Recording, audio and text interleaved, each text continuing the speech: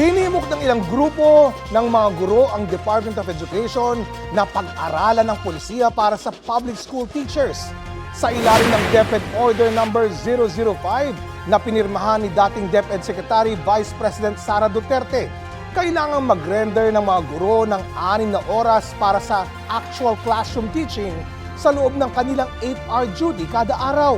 Ayon kay Teachers Dignity Coalition Chairperson Benjo Basas, physically challenging iyon lalo't dumami ang hawak na sections ng mga guro dahil sa matatag curriculum. Sang-ayon dyan ang National Association of Public Secondary School Heads Incorporated. Pero kailangan daw nilang ipatupad ang DepEd Order.